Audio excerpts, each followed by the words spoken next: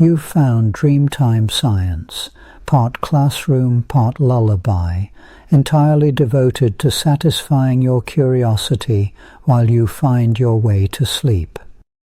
You know what's fascinating? I've been thinking about how gravity is this quiet force that's always pulling us in, never pushing away, unlike magnets, which can both attract and repel. There's something remarkable about wondering if gravity could ever be turned around, if it could somehow push instead of pull, and what that would mean for everything we know about the universe. I'm excited to share some surprising ideas about this tonight, ones that might just change how you picture the invisible threads holding us all together.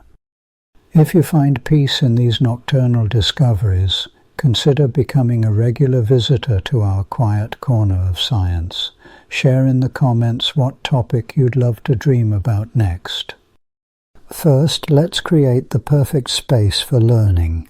Cocoon yourself in comfort, release any lingering tension, and let your breath become soft and steady. In the silent hush of night, when the world itself seems suspended in a gentle pause, it is easy to imagine that all things are at rest. Yet, above and beneath us, within the quiet chambers of our own homes and out across the span of the cosmos, an invisible force is ever at play, a force that binds, that draws, that weaves all matter into a grand, unbroken tapestry. We call it gravity, and though it is silent and unseen, its influence is profound, shaping the very contours of our existence. Consider for a moment the earliest stirrings of wonder in the human mind. Long before test tubes and telescopes, before equations and theories, people gazed upward at the sky, marveling at the moon's stately journey and the stars' patient revolutions. They noticed the way apples fell from trees, the way stones returned faithfully to the earth when tossed into the air, the way their own feet were held securely to the ground. Gravity was a mystery, a silent covenant between earth and sky, and so it found its place in myth and folklore, woven into the stories that people told to explain a world that often seemed both magical and mysterious. In ancient times, the falling of things was the province of gods and spirits. The Greeks imagined Atlas, a titan, condemned to hold the heavens upon his shoulders, his immense strength, the only thing keeping the sky from crashing down. The Norse spoke of Yggdrasil, the world tree whose roots and branches bound the realms together, a living axis of cosmic order. Even in more recent centuries, the intuition that invisible forces govern the motions of the heavens gave rise to elaborate models, crystalline spheres carrying the planets, ethereal substances filling the void.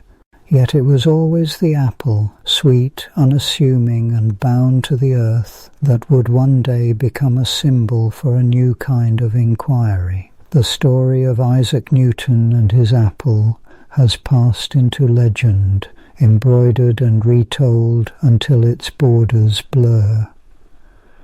Whether the apple truly fell at the precise moment of Newton's contemplation hardly matters, for it is the image that endures, a fruit tumbling earthward, and a mind suddenly illuminated by the question, why?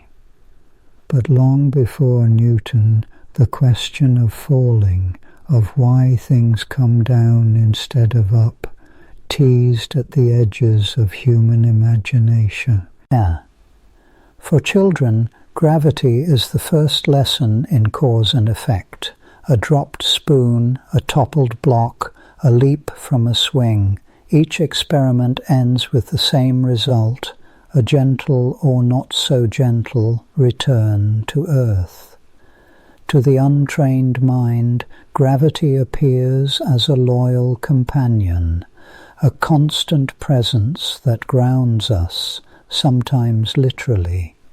It is the reason we do not drift away, the anchor for our bodies, our buildings, our lives. Yet as humanity's gaze turned outward, as our ancestors watched the sun rise and set, as they noted the wandering of the planets across the night sky, a deeper question emerged. If the earth draws apples downward, what holds the moon aloft? What keeps the planets in their courses, the sun at the center, the stars in their distant glimmering stations? The notion of gravity was not merely a curiosity of falling apples, it was the unseen hand that choreographed the cosmic dance. So arose the first cosmologies, each seeking to explain not just the falling of stones, but the sweep of celestial bodies. Aristotle, standing at the root of Western philosophy, taught that all things have their natural place. Earth and water seek the center, fire and air rise away. Heavy things fall because they belong to the earth, he said, and light things rise because they belong to the heavens. The concept was poetic, intuitive, but it did not account for the true unity of the universe. It would take centuries before the apple and the moon were understood as obeying the same law. In the meantime, the idea of escaping gravity, the dream of flight, haunted the imagination. Icarus, with his waxen wings, soared too close to the sun before plunging to his doom. Leonardo da Vinci sketched contraptions that might lift a human from the ground, envisioning a future where gravity could be defied, even if just for a moment. Every story of magic carpets, of flying horses, of chariots drawn through the sky is a testament to our yearning to break free from the earth's embrace. With the Enlightenment, the world changed. The apple's fall was not just a curiosity, but a clue.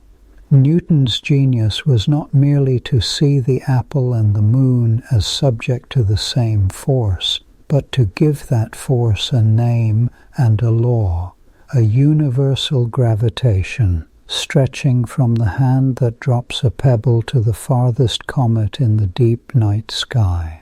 Gravity became the invisible thread that stitched together the heavens and the earth, the sun and its planets, the galaxies spinning in their grandeur. Newton's law was a revelation, but also an invitation. It revealed an order, a predictability to the universe, a way to calculate the very orbits of the planets and the tides of the sea. Yet gravity, for all its might, remained a mystery at its heart. What was this force that reached out across empty space, compelling every mass to seek every other? Newton himself admitted his ignorance. "I frame no hypotheses," he wrote, content to describe the effect without claiming to know its cause. As centuries passed, the cultural perception of gravity shifted. No longer just a given, it became a subject of both reverence and rebellion. In literature, gravity was the weight of circumstance, the inevitability of fate. In poetry, it was the pull of longing, the ache of loss, the force that brings all things back to earth. To defy gravity became a metaphor for freedom, an aspiration for the soul as well as the body. In the realm of science fiction, gravity took on new dimensions. The stories of Jules Verne and H.G. Wells, the pulps of the early 20th century, the visions of rockets and starships, all played with the idea of mastering or escaping gravity. The moon landings, themselves a dream made real, were not merely an engineering marvel. They were the fulfillment of an ancient wish, the moment when humanity slipped the surly bonds of earth, if only for a time. How often, in these stories, does gravity become an adversary to be overcome? The villains of science fiction wield gravity beams or anti-gravity rays, warping the very fabric of the universe to their will. Spacefaring vessels generate artificial gravity, saving their crews from the perils of weightlessness. Heroes use boots or belts that let them float, soar, or walk on the walls. The language of gravity is a language of possibility, of what might be undone, reversed, or transcended. Consider the classic trope, the anti-gravity device.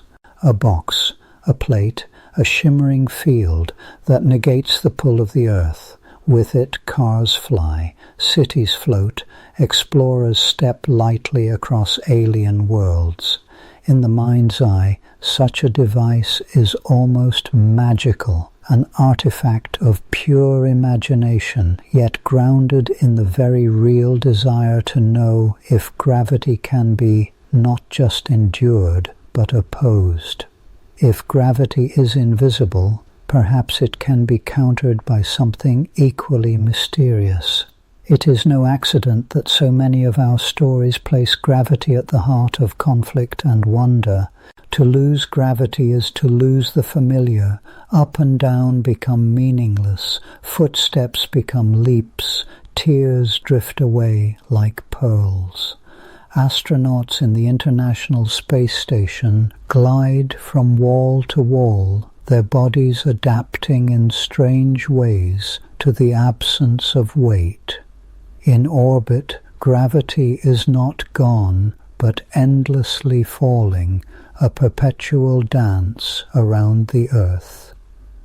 The strangeness of weightlessness is not just a scientific curiosity, but a profound shift in perspective, a reminder of how deeply gravity shapes our lives. And yet, for all our dreams of anti-gravity, of floating cities and flying cars, the reality remains stubborn. Gravity is not a thing to be switched off, a lever to be thrown.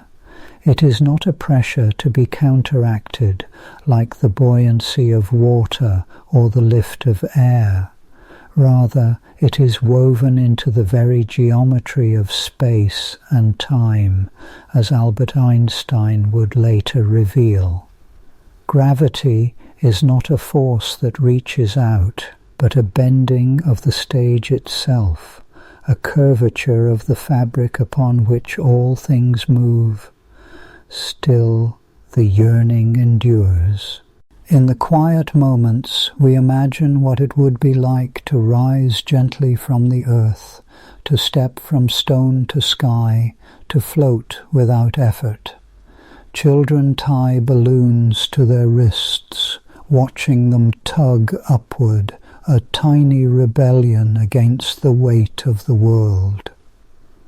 Paragliders and skydivers court the edge of gravity's domain, surrendering for a brief, ecstatic moment to the sensation of falling free. We dream of repelling gravity, of discovering some hidden principle that might let us fly, not with wings or engines, but with the very opposite of gravity itself. Throughout history, gravity has been both a comfort and a challenge. It is the reason we can build, the reason we can run, the reason we can stand at all. but it is also the barrier that holds us down, the force that must be overcome if we are to explore the stars. In every myth of ascension, every tale of flight, every vision of a future unbound by weight, there is a whisper of hope that one day the dance of apples and planets might be joined by a new step, a new motion, the art of rising, not by the power of engines or wings, but by mastering gravity itself. As night deepens and the world grows quiet, the question remains, gentle and insistent. Can gravity ever truly be repelled? Is there, somewhere in the deep structure of the universe, a way not just to fall, but to rise? Our stories suggest it, our science wonders at it, and somewhere between the falling apple and the orbiting moon lies the promise of an answer. The dance continues, and as we drift toward sleep, the dream of anti-gravity lingers, a possibility still waiting to be explored. Gravity, that ancient whisperer of the cosmos, once revealed itself to us through the falling of an apple and the sweep of planets across the sky. Yet, as we peer further, with ever finer instruments and deeper questions, we find that our understanding of gravity is far from complete. It is a force both intimately familiar and shrouded in profound mystery, a tapestry woven with threads we can barely glimpse. Tonight, let us slow our breath, still our thoughts, and unravel some of these enigmatic threads, drifting through the known and the unknown in pursuit of gravity's most elusive secrets. Begin, if you will, with the comforting certainty of Newton's insight. For centuries, his law of universal gravitation served as the master key, unlocking the clockwork movements of worlds and moons, the tides and the comets. The force between two objects, Newton taught us, depends on their masses and the square of the distance between them. It is a pull that reaches across empty space, instantaneous and unyielding, binding every speck of matter to every other. The solar system obeyed its dictates, and with it all the visible universe seemed to dance. Yet questions crept in, subtle and insistent as dusk. What truly was this force that could act at a distance, leaping invisibly from star to planet, from mountain to pebble? How did it traverse the void, with no thread or medium to guide it? For all his genius, Newton himself confessed perplexity, writing that to suppose gravity could act without any intermed. Airy was, in his words, to me so great an absurdity that I believe no man who has in philosophical matters a competent faculty of thinking can ever fall into it. But no satisfactory answer arose.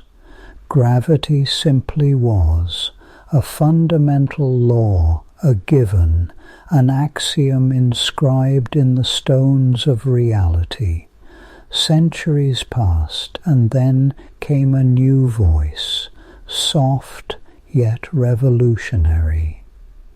Albert Einstein, in the early years of the 20th century, found beauty in questioning the very foundations of space and time. Where Newton had seen an invisible force, Einstein saw a gentle curvature, a warping of the fabric of the cosmos itself.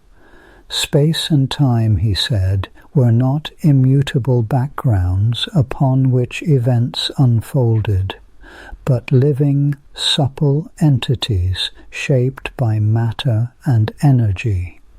Place a mass, a planet, a star, even a person, within this fabric, and it bends, as a heavy ball would dimple a taut rubber sheet. Other masses, following the straightest possible paths through this curved terrain, appear to us to be drawn toward one another, as if by a mysterious force. But truly, they are simply responding to the shape of space-time itself. This vision, the general theory of relativity, was not merely an elegant metaphor. Its predictions were subtle and precise, diverging from Newton's only in the most extreme situations, near massive bodies, at great speeds, or across vast cosmic distances. The orbit of Mercury, which stubbornly refused to align with Newton's equations, was exquisitely explained by Einstein's new geometry. Light, too, was found to bend as it passed near stars, its path deflected by the very mass of the sun. Time itself slowed in gravitational fields, a phenomenon both poetic and astonishingly real. Clocks ticked more slowly on the surface of the Earth than in the emptiness of space.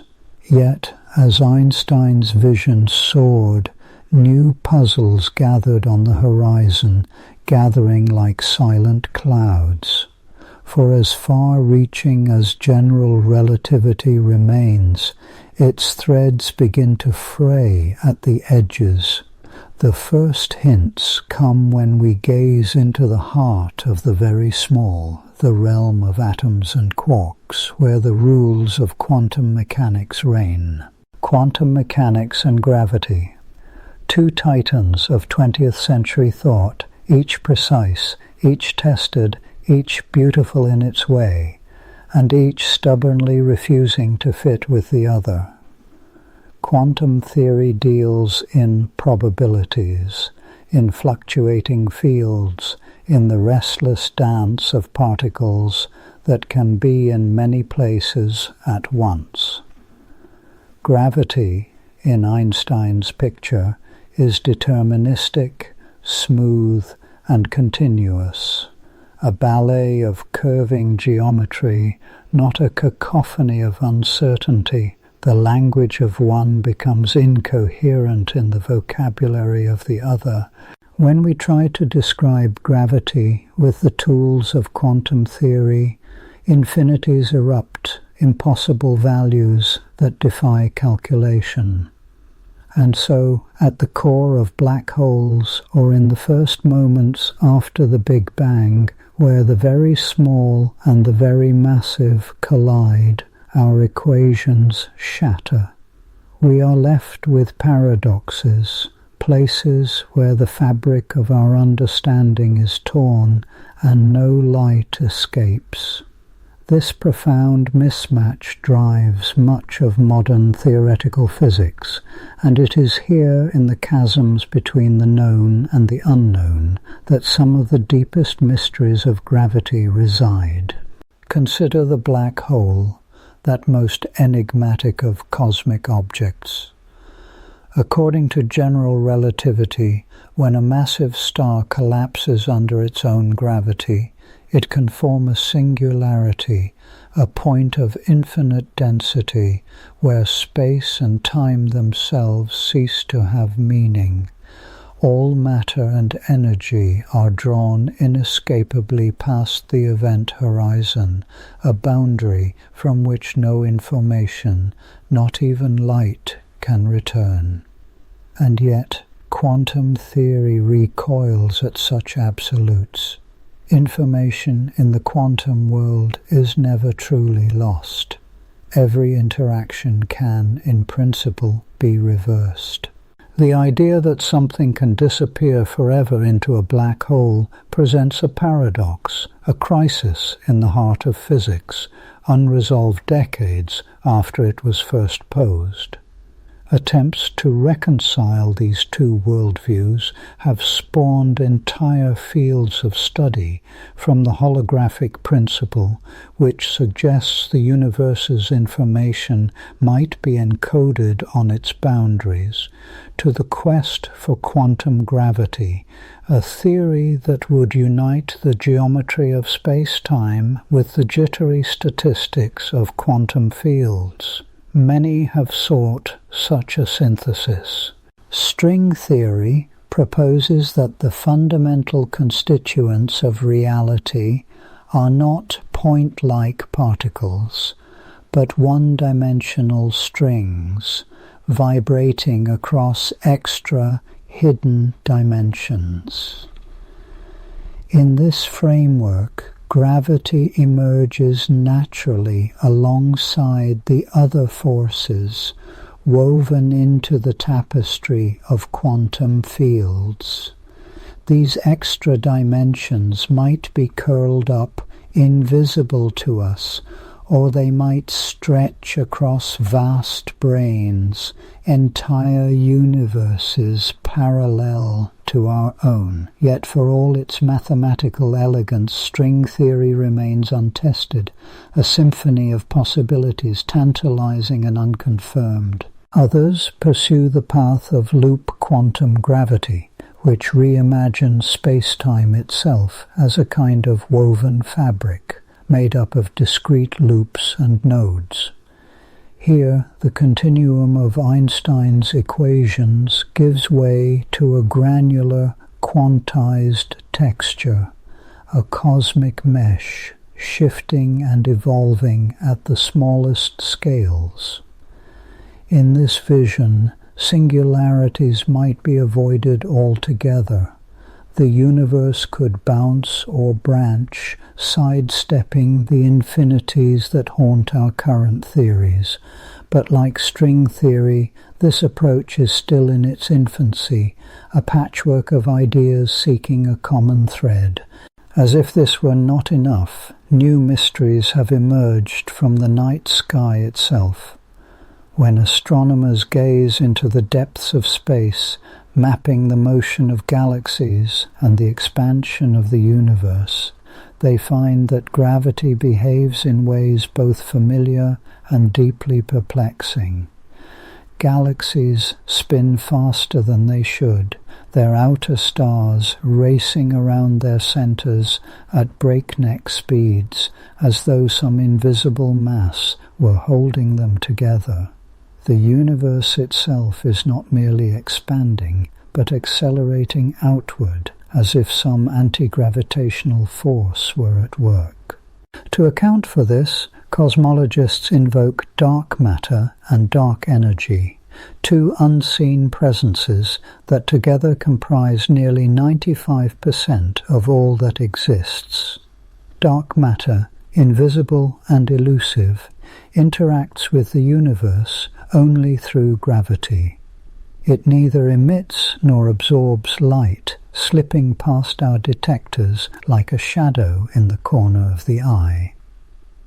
We infer its presence from its gravitational effects, the way it binds galaxies and bends the paths of light that pass nearby.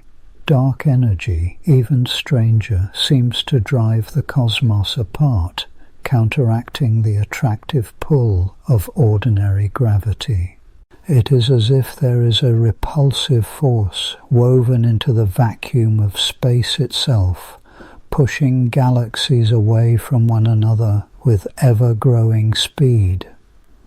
What are these dark entities? Are they particles, fields, or something even stranger, a sign that our current understanding of gravity is incomplete? Some speculate that modifications to Einstein's equations might explain the cosmic acceleration, that gravity itself might change its nature on the larger scales. Others hunt for new particles or subtle clues in the cosmic microwave background, the faint afterglow of the Big Bang, hoping to catch a glimpse of the invisible. Beneath all this, at the heart of every attempt to understand gravity, lies a deeper question. What is space-time itself? Is it a real physical substance, as tangible as a ripple on a pond? Or is it an emergent property, arising from the collective behavior of more fundamental ingredients, bits of information perhaps, or quantum entanglements flickering in the void? Some modern physicists imagine the universe as a vast network of interconnections, a web where gravity is not a force at all, but a manifestation of the way information is organized and shared. These are not merely technical questions. They strike at the roots of our existence, the foundations of reality. To ask what gravity is in its essence is to ask what it means for anything to exist at all. It is to inquire after the stage upon which all matter and energy perform their endless dance, to seek the loom upon which the fabric of the cosmos is woven. And still, for all our equations and experiments, for all our telescopes and particle accelerators, gravity slips between our fingers. It is the weakest of the fundamental forces, yet it shapes the largest structures in the universe. It is universal, touching every atom and every star, yet its true nature remains elusive. Each new discovery, each refined measurement brings answers and more questions. We measure the ripples in space-time as neutron stars collide, catching the faintest tremors from across the universe. We launch satellites and probe the geometry of Earth's gravity, seeking deviations or clues, yet no experiment has yet bridged the gulf between quantum uncertainty and gravitational certainty. Somewhere, perhaps, in the quiet hum of a laboratory or the silent darkness between galaxies, a new insight waits to be uncovered. It may come as a sudden revelation or as the slow accumulation of subtle hints, a pattern glimpsed, a paradox resolved, a connection made. Perhaps gravity will yield its secrets not in the equations of string or loop, but in the interplay of information, the dance of quantum entanglement across the void.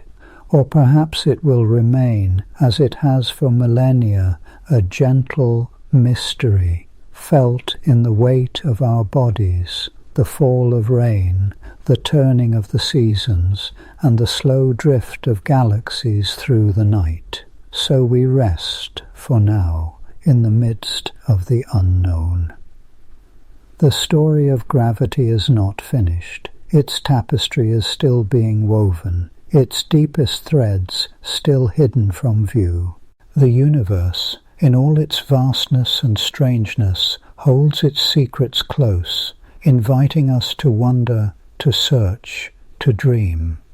And as we drift onward, lulled by the quiet pull that binds us to the earth and the stars, we prepare to follow gravity's trail into the next chapter, the secrets of the cosmos and the possibilities that await just beyond the horizon of our understanding. In the long, unhurried sweep of human curiosity, there is a gentle but insistent urge to measure, to capture the elusive, to pin down the invisible, to coax the secrets of nature from shadow into the light of understanding. Gravity, so ever-present, so quietly omnipotent, has always invited such longing. Its touch is universal, and yet for much of history it was as intangible as breath. For countless generations, people felt its tug but had no words for its cause. Apples fell, rivers flowed, and the stars themselves spun their slow, majestic arcs overhead, all under the same mysterious influence. But to study gravity, truly to probe it, to quantify it, to test it with the rigor of experiment, required not just curiosity, but also the most subtle of tools and the most patient of minds. Long before the age of precise instruments, before the very notion of a law of gravity had coalesced in the mind of Isaac Newton, there were whispers of order in the celestial dance. Ancient astronomers watching the heavens noticed patterns in the motions of planets and stars. The Babylonians, meticulous in their recordings, traced the wanderings of Venus and Jupiter. The Greeks, philosophers with a penchant for geometry, tried to fit the heavens into crystalline spheres and ordered orbits. Yet gravity, as a force, remained unseen, a silent director backstage, its presence inferred but never directly measured. It was not until the Renaissance, an age of rebirth and restless questioning, that the tools of the gravitational trade began to take shape. Here, in the workshops and studies of Europe, a revolution of thought and technique unfurled.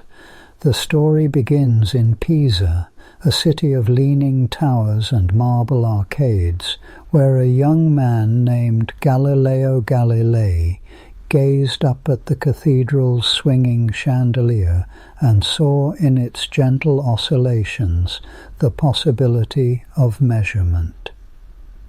Galileo's genius lay in his willingness to question the received wisdom, to trust observation over dogma.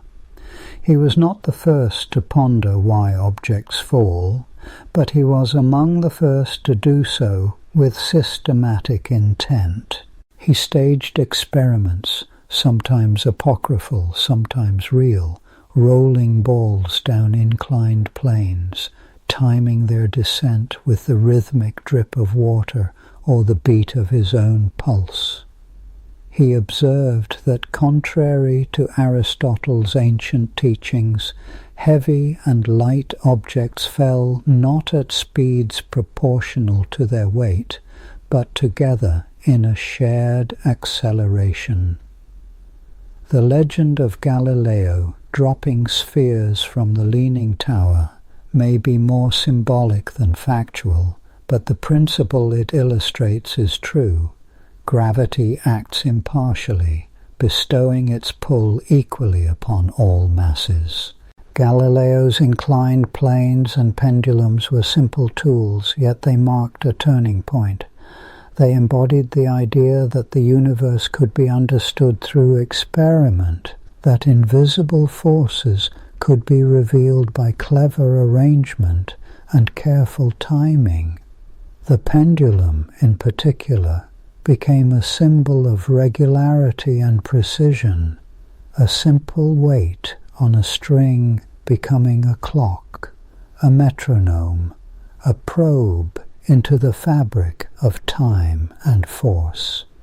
Even as Galileo's telescopic eye unveiled new moons circling Jupiter, his hands fashioned the first instruments of gravitational inquiry. From these humble beginnings, the tools grew in sophistication. The 17th century was an age of clocks, of lenses, of the patient refinement of craft.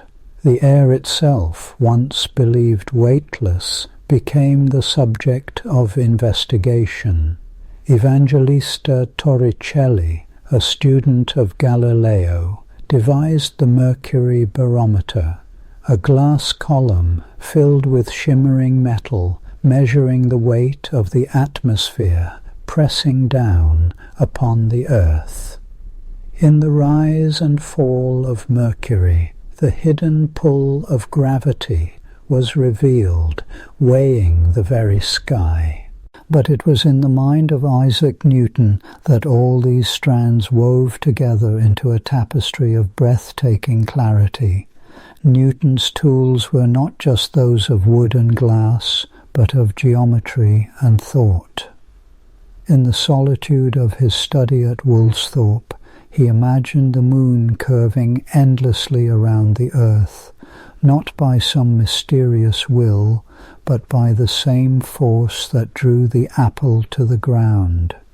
He gave this force a name, gravitas, the Latin for heaviness, and sought to describe it with the language of mathematics. Newton's Principia Mathematica, published in 1687, was a revelation. Within its pages he formulated the law of universal gravitation. Every mass attracts every other, with a force proportional to their masses and inversely proportional to the square of the distance between them. The formula was deceptively simple, but its implications were profound.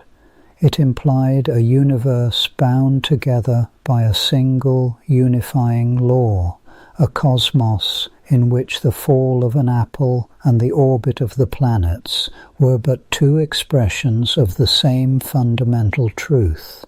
Yet Newton's law, for all its elegance, posed a puzzle.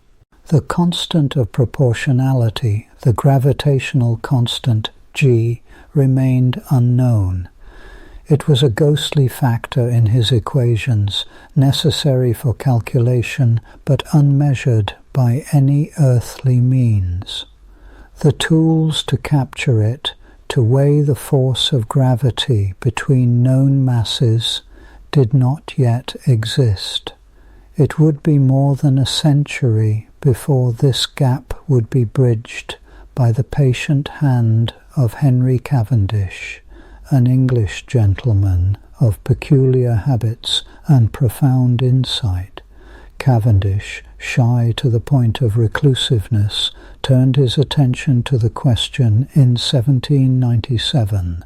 In a quiet room, shielded from draughts and the tremors of passing carriages, he assembled an instrument of exquisite delicacy, the torsion balance. The device was simple in conception, but demanding in execution. A slender rod, suspended horizontally by a thin wire, bore small lead spheres at its ends. Nearby, but not touching, two much larger lead spheres were positioned. The gravitational attraction between the large and small balls, though almost imperceptible, was enough to twist the rod ever so slightly, winding the delicate wire. By measuring the angle of this twist and knowing the masses and distances involved, Cavendish was able to calculate the gravitational constant, g. From this, he could even estimate the mass of the Earth, a feat once thought beyond mortal reach. Cavendish's experiment was an act of supreme patience. The force he measured was so faint that it could be overwhelmed by the faintest breath, the smallest vibration. He worked in silence, reading the position of the rod by reflected light, waiting for the system to settle after each adjustment. Yet his results, published without fanfare, revealed at last the strength of gravity's hand. In a single stroke, the invisible bond that held the world together was rendered quantifiable. The torsion balance became a symbol of gravitational precision, but it was only the beginning. As the centuries turned, the quest to study gravity led to ever more ingenious tools and experiments. Some probed the force on the largest scales, mountain surveys, for example, measuring how the bulk of a mountain deflects a plumb line from true vertical, revealing local variations in the Earth's gravitational pull. Others looked to the heavens, using the precise timing of eclipses and the orbits of planets to test Newton's law across the solar system. The pendulum, too, returned to prominence. In the early 19th century, the French physicist Jean-Bernard Léon Foucault conceived a dramatic demonstration. Suspend a heavy bob from a long wire, set it swinging, and over hours watch as the plane of its swing slowly rotates, tracing out the rotation of the Earth itself beneath the pendulum's arc. In the grand halls of the Pantheon in Paris, crowds watched in awe as gravity's constancy revealed the turning of the globe, a simple weight in motion becoming a clock for the world. With the coming of the 20th century, the instruments of gravitational study grew even more subtle.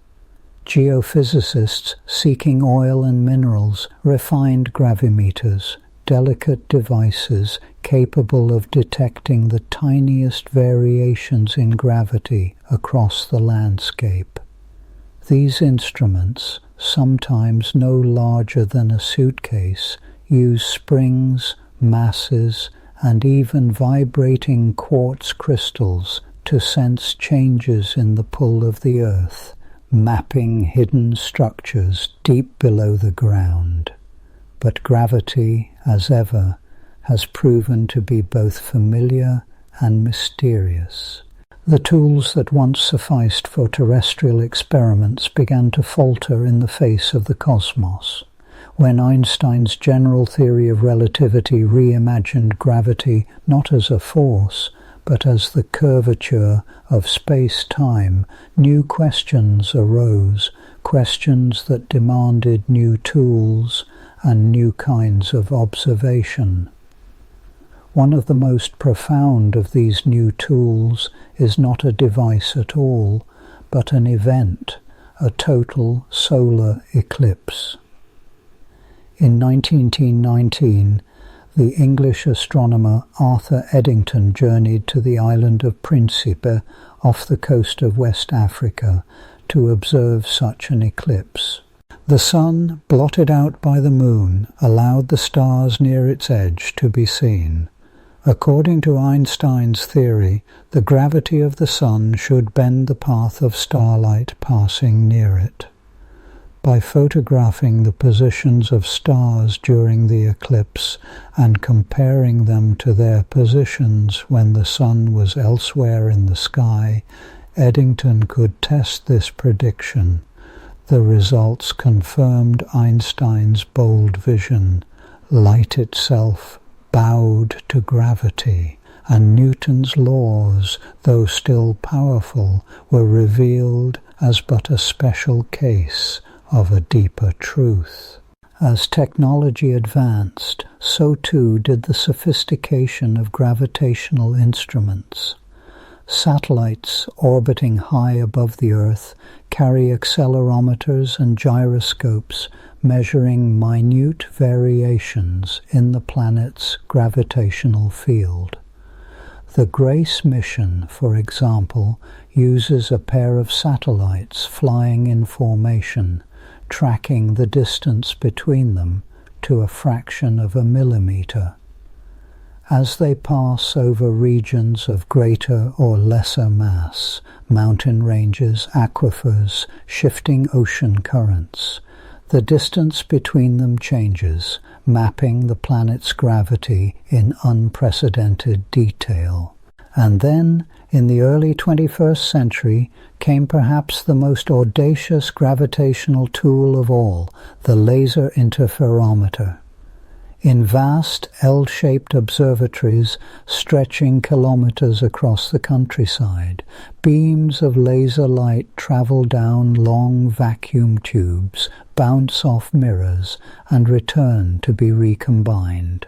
The instrument is so sensitive that it can detect distortions smaller than 1,000th the diameter of a proton, distortions caused by passing gravitational waves, ripples in the fabric of space-time itself, set in motion by the collision of black holes or neutron stars billions of light years away.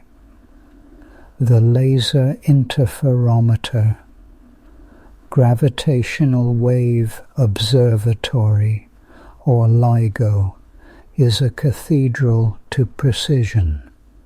Its twin detectors in Louisiana and Washington state operate in eerie silence, shielded from seismic noise and the rumble of distant storms. When, in 2015, LIGO detected the faint chirp of passing gravitational waves, it marked the opening of a new era, the era of gravitational wave astronomy, where the universe speaks not just in light, but in the trembling of space-time itself. Yet for all their sophistication, the tools of the gravitational trade remain rooted in the same principles that guided Galileo and Cavendish: the search for order, the desire to measure, the willingness to trust in careful observation. Whether it is a ball rolling down an incline, a pendulum swinging in a cathedral, or a laser beam splitting across the vacuum, each instrument is a bridge between mind and world, a way for human curiosity to reach out and touch the invisible. The story of gravitational tools is not merely a tale of devices and measurements. It is a chronicle of ingenuity, of patience, of the relentless drive to understand.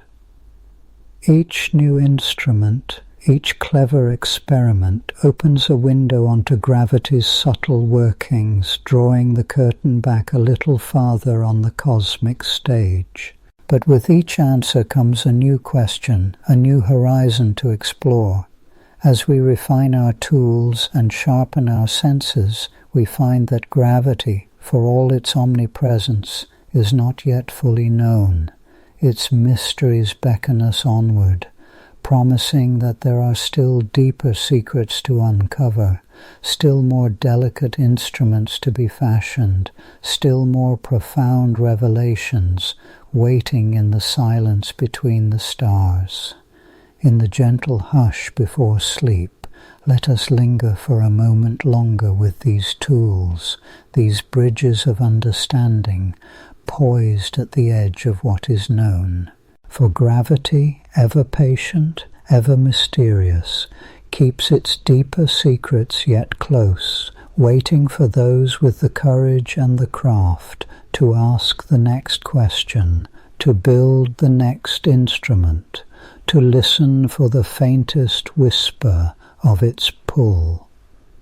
And beyond the tools we have fashioned, there lies the promise of what we have yet to discover, the strange and wondrous phenomena that await, hidden in the farthest reaches of space-time, calling us onward into the darkness with the quiet certainty of gravity's embrace. In the hush of night, when the world grows still and shadows pool upon the floor, a silent force binds each of us to the earth beneath our beds, yet also holds the moon in its patient orbit and fastens the stars to their ancient courses. Gravity, that gentle, inescapable pull, is both the cradle and the shaper of our lives. Its influence is so persistent, so pervasive, that it often disappears into the fabric of our daily existence. Yet, if we pause, if we listen quietly to the echoes of gravity within our own hearts, we find its story is entwined with our own, woven through our history, our bodies, and our dreams. From the first moments of our being, gravity has pressed its subtle signature into our bones. As infants, we struggled against its downward tug, learning to lift our heads, then to crawl, to stand, to walk across the wide rooms of the world. Each effort against gravity was not a battle, but a dialogue, a conversation between our fragile muscles, our forming skeletons, and the patient, ever-present earth. The shapes of our bodies, the very architecture of our spines, have been sculpted by this silent conversation. Our vertebrae, stacked one atop another, reflect the need to stand upright against gravity's insistence. Our feet broaden to bear our weight, our joints evolve to cushion each step, our hearts learn to pump blood upward toward the crown of the head, defying the downward pull that would carry it away. And so, as we move through the world, we are always in quiet negotiation with gravity. We sense it in the ache of our legs after a long day's walk, in the sigh of relief as we sink into a chair, in the unexpected joy of leaping into the air, if only for a moment. Gravity reminds us of our limits, yet also of our strength. It binds us to the earth, yet challenges us to rise above it, to reach upward, to explore. There is a peculiar poetry in the way gravity shapes our inner lives. Consider the heart, that tireless organ beating out its rhythm against the pull of the earth. Every day it lifts blood upward, working against gravity's ceaseless call, sending nourishment to the brain and the fingertips, the lips and the crown. When we lie down to sleep, the heart's labor is eased. Gravity no longer demands so much of it, and our pulse slows, our breathing deepens. In this nightly retreat from gravity's challenge, we find rest and renewal. In a way, sleep is a gentle surrender, a truce between the body and the earth. Yet gravity's reach extends beyond the merely physical. It is woven into the metaphors by which we understand our lives. We speak of feeling grounded, of carrying weight, of falling in love. The language of gravity is the language of emotion and connection, of loss and longing. To be downcast is to feel the weight of sorrow. To be uplifted is to be buoyed by joy. Even the heart's most powerful stirrings are described in terms of gravity's embrace, a love that pulls us in, a grief that drags us down. In these figures of speech, we glimpse the profound resonance of gravity with the human spirit. It is no accident that ancient peoples imagined the earth as the axis of the universe, the unmovable center around which all else revolved. To stand upon the ground is to feel in every moment the certainty of belonging, the reassurance that we are anchored, not adrift. Yet, as science unraveled the mysteries of the cosmos, we discovered that our world is not the center, but one amongst many, orbiting a star, itself circling the heart of a galaxy. Gravity, it seems, is the true thread that connects all things, from the dust beneath our feet to the furthest galaxies, from the dance of the tides to the slow drift of continents. This revelation has not diminished our sense of connection. Rather, it has expanded it, inviting us to see ourselves as part of a vast, intricate tapestry. To gaze upward at the night sky is to contemplate the same force that holds us to the earth, drawing the planets in their stately arcs, shaping the spiral arms of the Milky Way, gathering the scattered atoms of the universe into suns and worlds, and eventually into us. There is comfort in this unity, that the same law that bends the path of a falling apple guides the birth and death of stars. Yet gravity's embrace is not always gentle. For all its nurturing touch, it holds within it the seeds of mystery and awe, and sometimes of terror. The black hole, that most enigmatic of cosmic objects, is gravity's voice raised to a shout, a place where the pull becomes so overwhelming that not even light can escape. In the depths of such an abyss, the familiar rules of space and time dissolve. The heart of gravity is revealed to be not just a force, but a well of unanswerable questions. And so, as we peer into the darkness, as we ponder the fate of stars and the birth of galaxies, we must also reckon with gravity as the keeper of secrets. It asks us to accept with humility that there are limits to our understanding, edges beyond which we cannot yet see. This humility, too, is part of the human heart, a willingness to be awed, to wonder, to accept the unknown. The story of gravity is, in many ways, the story of longing. It is the yearning of matter for matter, the silent call that draws things together. In the cold reaches of space, it is gravity that gathers the scattered atoms into clouds, into stars, into planets. In the warmth of the sun, it is gravity that holds the nuclear fires at bay, allowing light and life to flourish. In the gentle fall of rain, in the rush of rivers to the sea, we see gravity's longing made visible, the ceaseless movement of things toward one another, toward wholeness.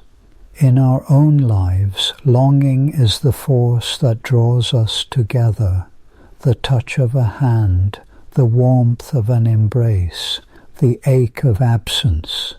These are gravity's echoes in the human soul.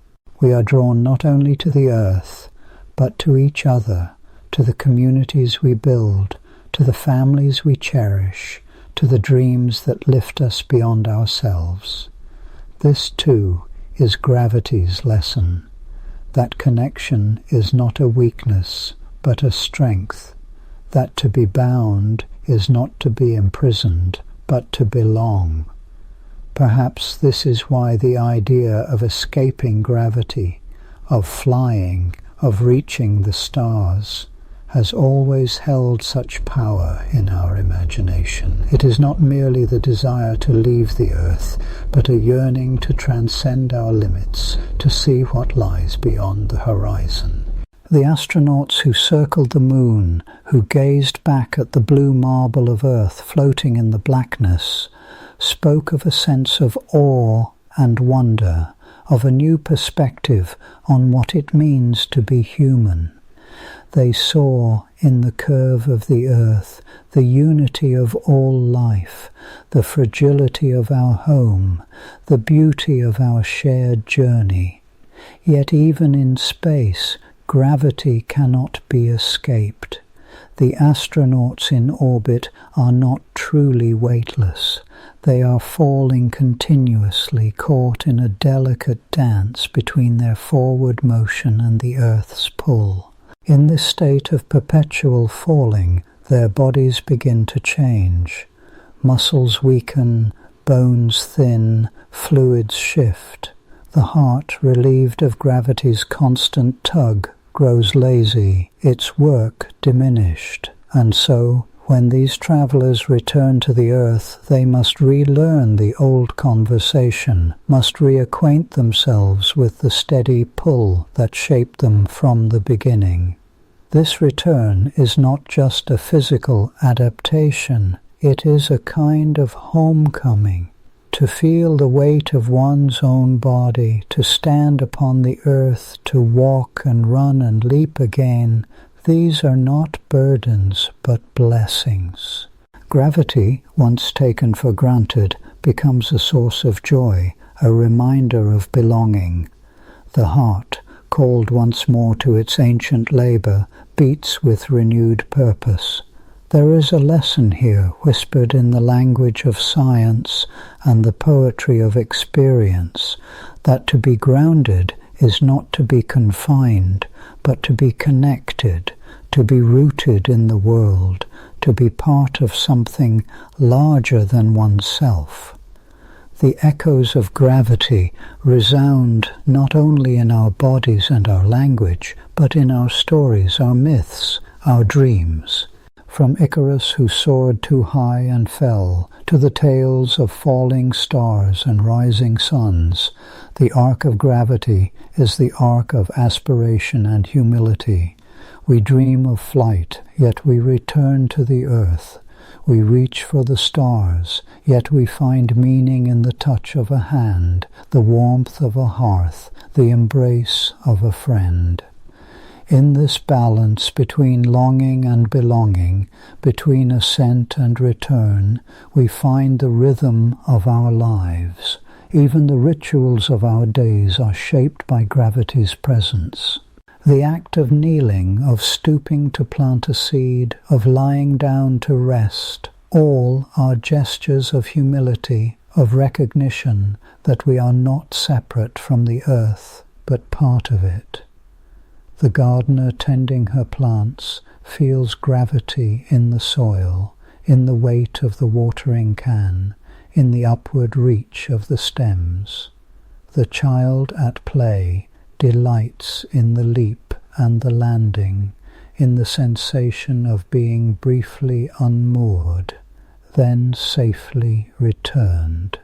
The poet, gazing at the moon, feels the tug of the tides in the heart, the ancient rhythm of waxing and waning, of departure and return. Gravity's story does not end with the boundaries of science, nor with the facts inscribed in textbooks and equations. It continues in the quiet wonder of living, in the awareness that we are held always by invisible threads. Each morning when we rise from sleep, we begin again the dialogue with gravity.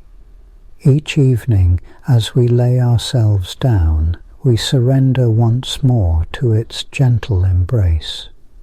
There is comfort in this constancy, in the knowledge that whatever changes may come, gravity remains, silent, steadfast, enduring.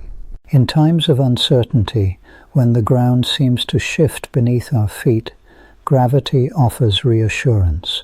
You are here, you belong, you are part of the world's great turning. It invites us to trust, to let go, to rest.